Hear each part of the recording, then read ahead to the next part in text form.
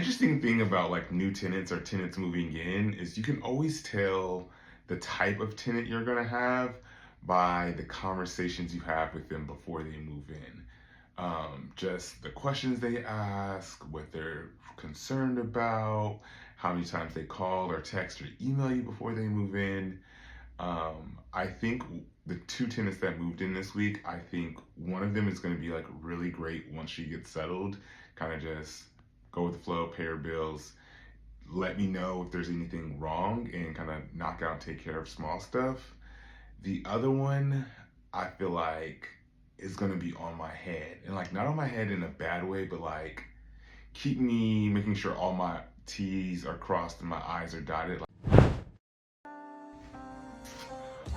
Welcome back to another installment of This Week in Real Estate, where I recap my week as a self-managing landlord of 20 plus units and a fix and flip investor.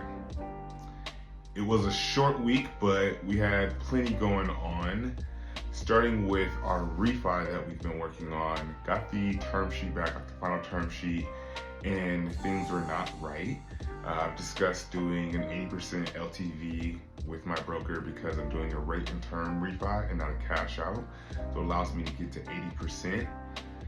But they were only documenting or offering 75% on paper. And so I want to get to 80% because that will allow me to escrow some payments and then kind of get cash out without doing cash out refi. So I wanted that updated. And they also added flood insurance to the property. Although when I checked the FEMA flood maps, the property is in zone X, so it should not be required to have flood insurance.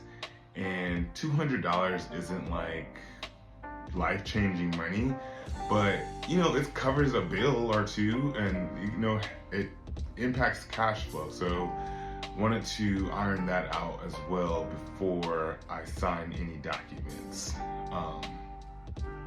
So working on that, and then we had 2 move-ins this week, and those went well. We were able to handle all of that. The interesting thing about like new tenants or tenants moving in is you can always tell the type of tenant you're gonna have by the conversations you have with them before they move in. Just the questions they ask, what they're concerned about, how many times they call or text or email you before they move in.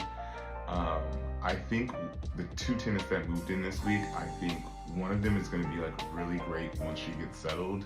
Kind of just go with the flow, pay her bills, let me know if there's anything wrong, and kind of knock out, take care of small stuff. The other one, I feel like is going to be on my head, and like not on my head in a bad way, but like keep me making sure all my T's are crossed and my I's are dotted. Like I'm gonna have to be on my P's and Q's with her. I can tell just by like, again, our conversations. So not a bad thing. It's just I kind of have to have my eyes or my expectations set in dealing with them. So if you guys remember, the filthy tenant had asked for an extension. So I had terminated her lease and she was supposed to move out on November 30th, but she reached out and asked for a little more time because the unit that she's found is going through inspections. And I know how tough getting through inspections can be. So I just wanted to confirm with her caseworker that I would receive payment if she was still in the unit, and they confirmed that I would. So I allowed her to stay, and she'll probably be there for another month, which is cool. She's filthy, but there's no real complaints from any of her neighbors around her. So that's that. One of the properties that we're selling, it is or was delayed. What I really think happened is the buyer didn't have all the money, doesn't have all the money, so they needed a couple more days, and Friday was likely a payday, so they needed one more check, and then they asked to increase the sales price and increase the credit that I gave them, as well as their realtor conceded some of their commission to them. So all of that happened last week, and I'm anticipating actually closing that on Monday. So I will be happy to have that off the books going into the new month as well. And then the flips. So all 3 flips had good progress this week. The duplex that we have that we're working on got a good jump on paint. We should have finished paint Thursday. The guys said they wanted to work, so Thursday, Friday, finished paint. And we have all our fixtures for our bathrooms there, so those should go in, and then we can start flooring and then fixtures. So we already ordered our floors, so we should roll there, no problems. And I anticipate another 2 weeks. I think I said like mid-December on all these projects. So Pine is our other flip. We got in our kitchen in. We had already put in our floors while we were waiting for our permitting. So our floors in our kitchen, our floors in our laundry room. We got our kitchen in, finishing the rest of the drywall. So we'll paint this week, fixtures, and we should be out of that one by the middle of December as well. And then our flip number 2, way taking longer than we wanted to, but we're at the point now where we just have to have our drywall inspected, and then we should be able to prime paint floors. We already ordered the floors there as well.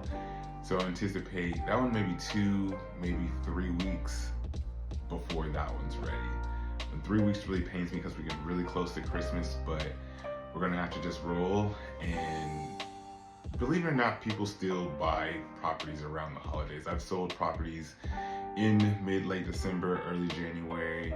The market isn't as ripe because there's not as many people out looking for homes, but this one is going to be a little bit of a higher price point. So I think the people that are looking for a home like this are a little more physically responsible and have planned to purchase a home and planned for their Christmas and holiday season.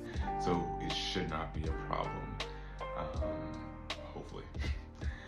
Last but not least, I spent a couple hours learning how to file evictions myself remotely. So until this point, I've worked with a local attorney whenever I needed to do an eviction, and it's pretty pricey because they kind of just charge a flat fee. And I was trying to figure out how I could cut this cost and still file these evictions. And then through just like research and kind of reading the filings that they filed on my behalf, I think I figured it out. So I know what forms to fill out, I know like where to send things. So those that don't pay rent by Friday of this week, I will be, this upcoming week, the 6th, the 9th, I'll be filing those evictions. And I'm kind of excited about it, just because, like, not excited in the sense of like I'll be filing an eviction on someone, but excited in the sense that I learned a new skill that I need. And I'm not saying I need it because I could run the business without it, just outsource it, but I can run the business, and I learned a new skill that I don't need to depend on someone else. I could run it more efficiently internally. So excited about that. But that was This Week in Real Estate. Again, if you have any questions, any comments, any concerns, leave a comment, shoot me a DM. I'm always happy to talk more about anything that I mentioned here. Appreciate you guys listening, and that was This Week in Real Estate.